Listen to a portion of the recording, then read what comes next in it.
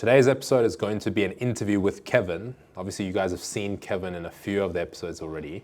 We wanted to discuss a little bit about how the things that we talked about in the previous episode translated in his own life as a student that came from humble beginnings, but at the same time set up by their parents because they had the foresight to put you in the right environment. How the things that we talked about kind of translated and was important to kind of your personal growth through your academic journey, through late primary school to the entirety of your high school, and even now in uni, right?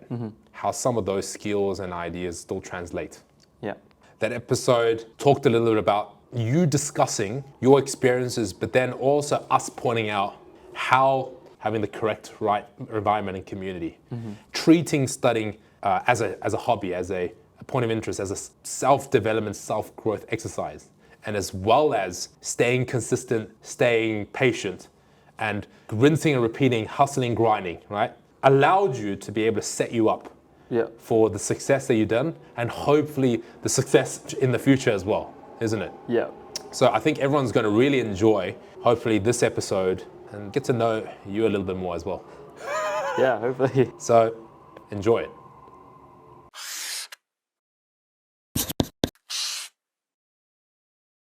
So Kevin, think back to the start of your academic journey, okay? Do you reckon at the very beginning, first of all, did you go to OC? Yeah, I did. You went to OC primary, right? Yeah. When you were that age, did you rely a lot on your parents telling you what to do or where to go and kind of directing the direction? Or did you have any say or any thoughts about education at that point? Because I would think to get into OC, you would have to have done tutoring or classes, right? Yeah. What do you remember during those times, what it was like? Was it fun for you? Was it interesting for you? Were you held against your will?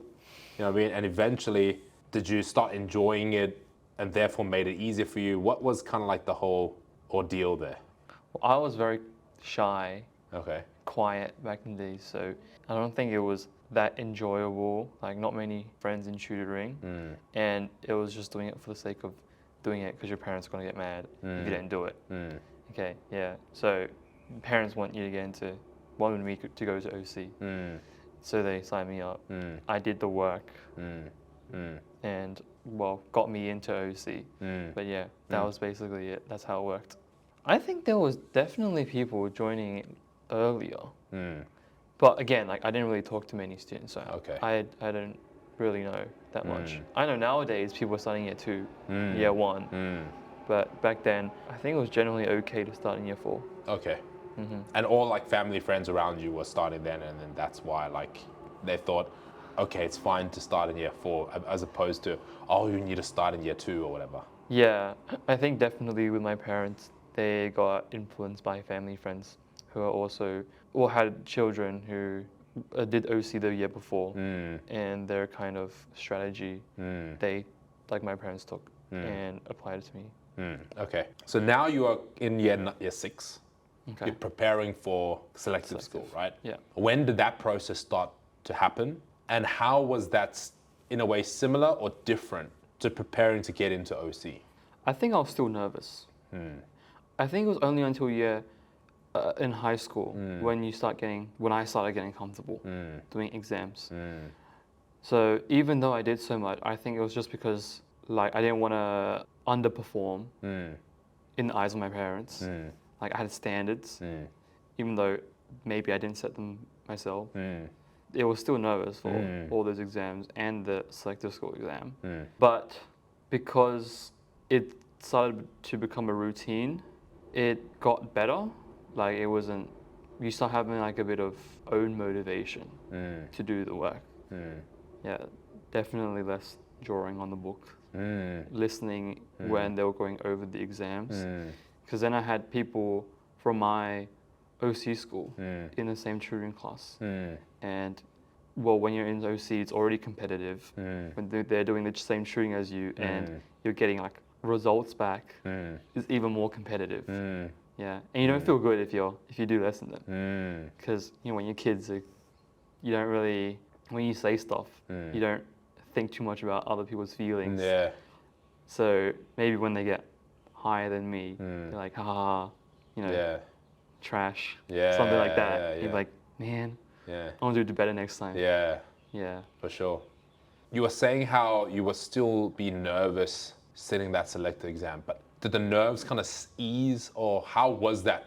If you can recall to the best of your knowledge, how was that day that you sat the exam, right? Exam? Yeah, that exam. Like, do you remember how you felt? I remember when my dad drove me to the exam. You know when your parents want you to get into a school, Yeah. it's kind of like if you don't get in, you're Yeah. kind of screwed kind Yeah. of situation. Right. So I was Okay. like, to my dad, like, yeah, what if I don't do good? Yeah, You know, is my life over? yeah, He was like, no, you just go to your local school, it's fine. yeah, So that kind of like eased the nervousness a bit. yeah.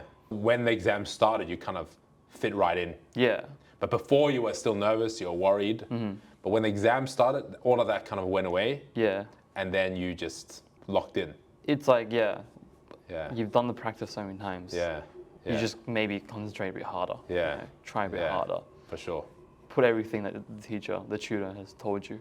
Yeah. So the reason why I bring all this up, right, is I feel like if you think about what you just said, the importance is the repetition.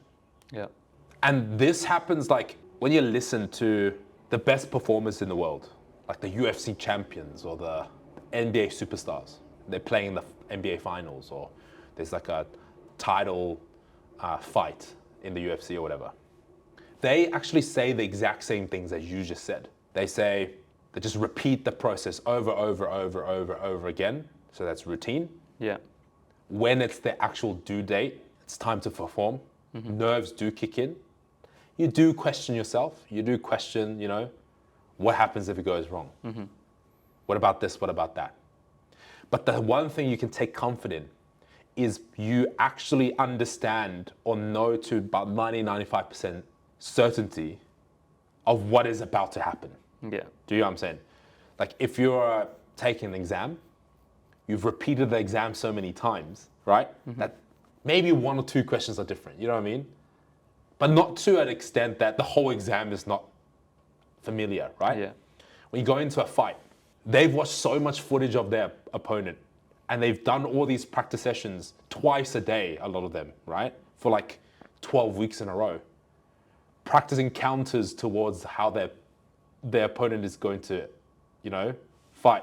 So Yeah. even in the fight, they're very familiar with those situations, right? And then usually the person that wins the fight is the one that understands that situation, prepares for the situation the best. They're nervous walking in, but when the bell goes, right, and the things are actually happening and they scan, they're like, oh, this is exactly what I thought. This is exactly how I planned, Yeah. right? Yeah. In the NBA, the superstars, the players that actually perform, how can they make those shots that the same other people on their team, they're too scared, or they want to pass the ball to you, right? Well, what distinguishes between the person that makes that shot versus the person that's on the bench or passes the ball up? It's the repetitions. It's the experience. It's the amount of time. Nothing can replace that time that you've put in, Yeah. if you get what I'm saying. Yeah. So therefore, realistically speaking, the most important key there is for you to repeat that process so many times, right? That you let that experience kick in. And what I find a lot of kids, like some of these high performers, when they make it into OC or they make it into selective, right? As a child, you don't know why you're doing well, Exactly. right? Yeah. But if you break it down, it's the repetition. It's like familiarizing your surroundings to the absolute smallest detail. In that way, there's nothing that really can go wrong that will detour you too far, Yeah. right? And they forget that. So a lot of students, they think, especially as they grow older and they start rebelling, you know what I mean? And Become a teenager, basically. yeah, basically, yeah, right? The parents can't really persuade you to do anything. Yeah. I feel like in those situations, the kids themselves, they need to know that regardless of what path they choose, they still have to remember that the importance of that repetition, the importance of understanding that environment, right? So that they know how to perform. Yeah. Yeah. One important thing that you did mention as well is the importance of your parents. Yeah. It's because they're trying to control the environment because they can't keep an eye on you forever, right? Yeah. But the environment can. Yeah. right? Yeah. If you're sitting there and you don't want to do work, but all of the people in your classroom is doing work and they're having fun, Yeah. you're going to try to have fun while doing the work as well, Exactly. right? I think one important thing here is a lot of students think that work is work and fun is fun, but it's not like that. Yeah. As you said, when you were in OC class, you guys had a lot of fun and the teachers made it interesting, right? So that mindset is very important, right? Yeah. Having fun is studying, is learning, is Yeah. improving. Yeah. But not every student gets to experience that, so they think that having fun and academics is two different things.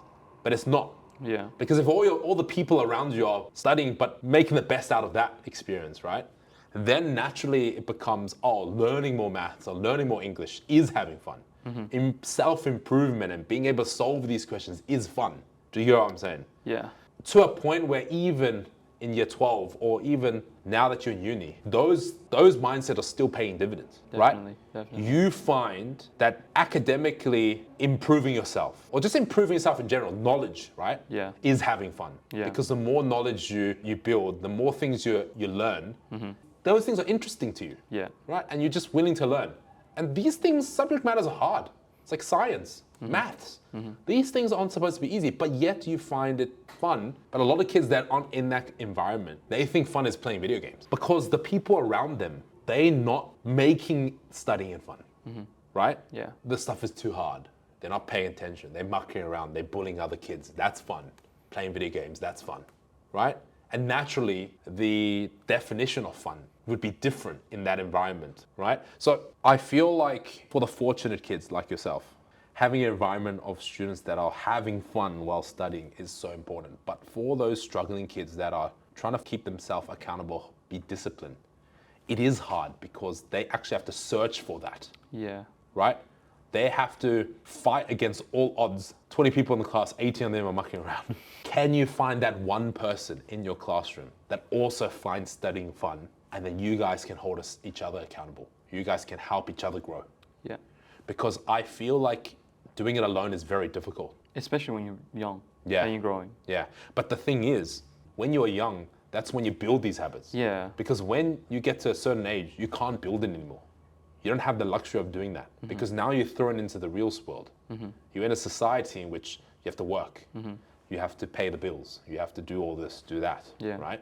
You don't have that opportunity, as good of an opportunity to kind of build those habits and be accustomed to creating those environments, right? Yeah. So credit to your parents that obviously pushed you, because I do know a lot of parents, they don't care about the other kids. They just want you to be better, right? Yeah. So the environment itself will take care of that. Yeah. You could be the last person, you could be ranked last in that class, but you are still better than majority of the people. If you think about that out there, you're still better than 99.9% of the students. Possibly. Do you get what I'm trying to Yeah. say? So that's their mindset. And then some more demanding parents will be like, no, you have to strive for first. But some other parents, I feel like your parents are more like that. Maybe your dad especially, like from what you said, wanted you to just have fun. Yeah. Do you know what I'm saying? Yeah. Just be like, hey, enjoy the process. That's right. So, but you were lucky, fortunate enough that your parents had the insight to put you in a scenario where, right, that even being the worst in the class is still the best. And a lot of students now, maybe they're getting into year 9, year 10, year 11, and they're slowly starting to realize that, hey, like I really want to do well, but I can't. It's really hard for me, right? The reason is, the starting point is the environment, Yeah. right? So if you unfortunately don't go to a selective school or a school that has like-minded people all gathered together, there's a few students that I interviewed before, and what they do is they just create small study groups within the school. They know that there are a lot of trolls in school.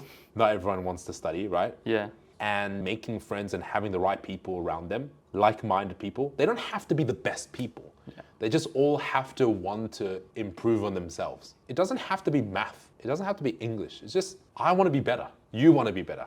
Hey, let's be friends. Let's help each other be better, right? And when you're struggling, I'll be the energy to be like, hey, we can do it. Yeah. And when I'm struggling, you can be there. Hey, you can do it. Yeah.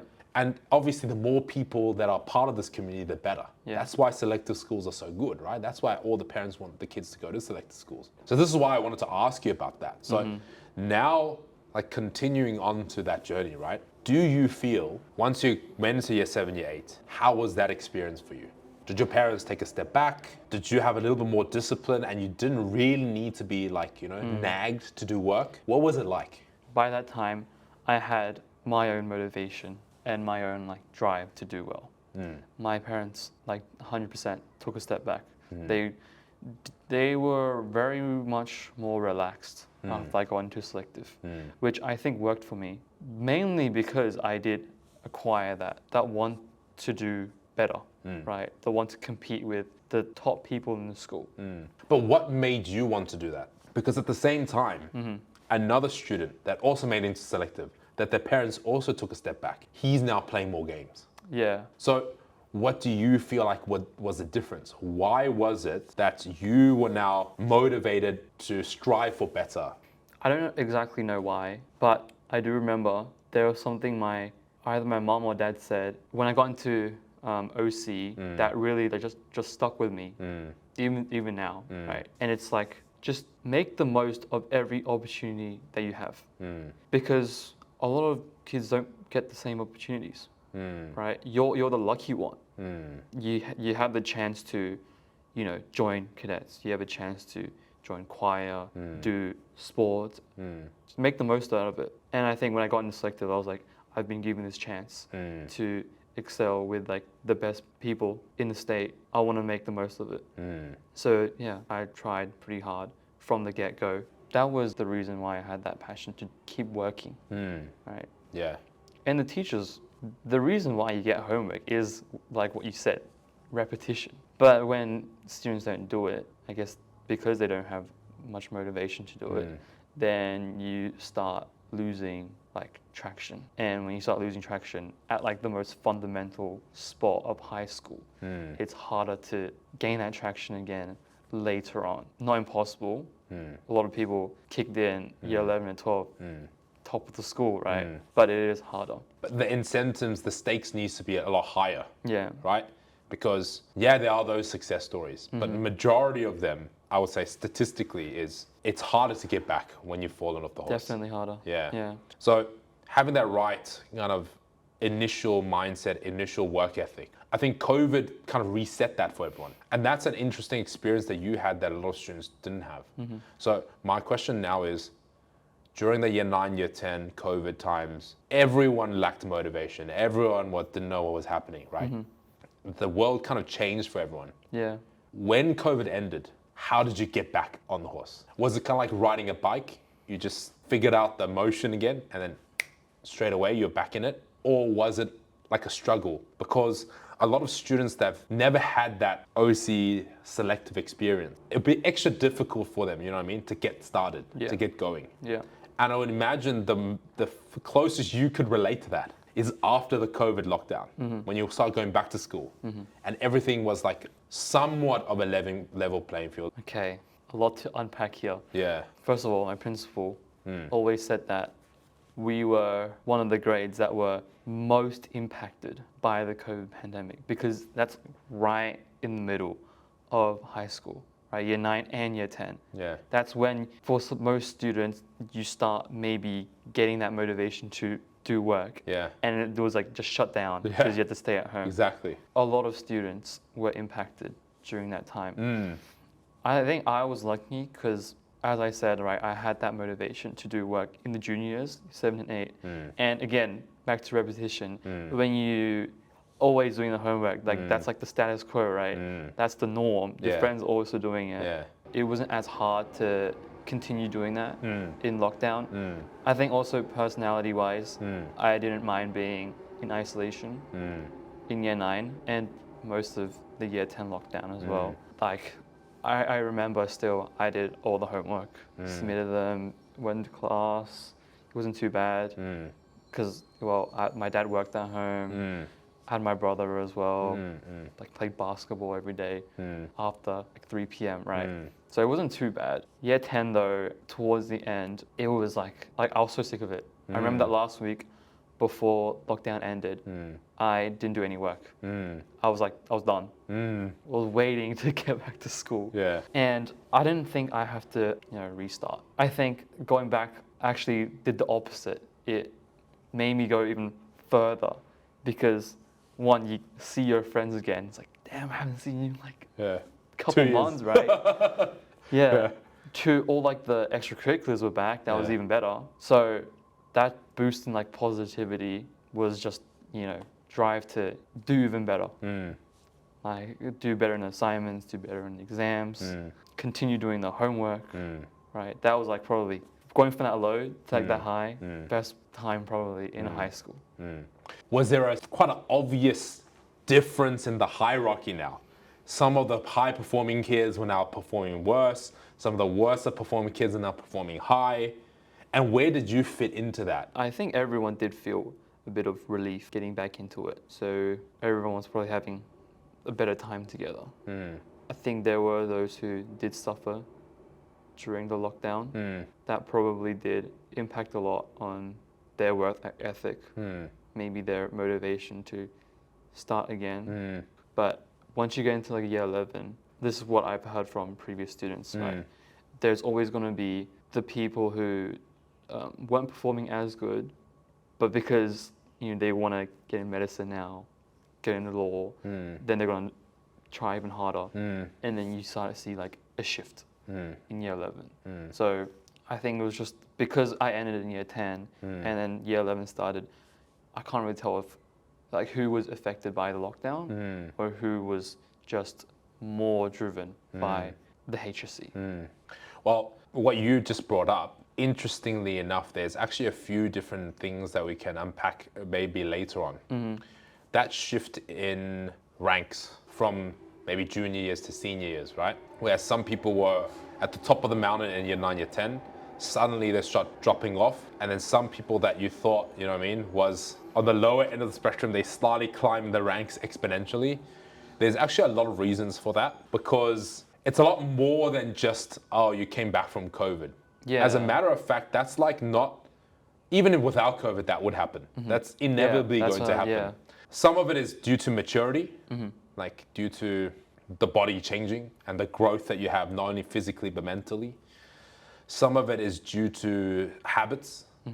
Some of it is due to muscle. Muscle. Yeah, as in like how you use your brain. Okay. Do you know what I'm saying? Brain as a muscle. Brain muscle. Yeah. Because the analogy I'd like to say is, for example, you could be trying to improve on your bicep and I could be improving on my bicep and we both spend the same amount of time doing bicep exercises, yet I can double the amount of outcome. My bicep grows twice as much as yours in the same amount of time that we spend, right?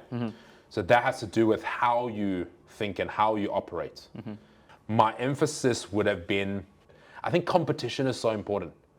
Humans are just competitive beings, naturally, right? Some people can say, oh, I don't want to compete. But when you do better and people show you praise, right? The feeling is still there, right? Like you can be humble and you can have a lot of humility, but you still feel good, right? Having that friendly competition. That competition as to like, how can you prove yourself wrong and how can you outdo yourself? That should be at the forefront. And then all the compliments and all that stuff is just kind of like the residual of that. But yeah, again, emphasizing the importance of having that community there, right? Because with like 2 years of on and off, there's no traction. And without the traction, you can't keep going, right? You don't have a purpose, you don't have a direction, right? But once everyone is back, everyone's back to work, you kind of again know what that North Star is, right? Oh yeah, right. We're trying to get that good ATAR. We're trying to get good at these problems.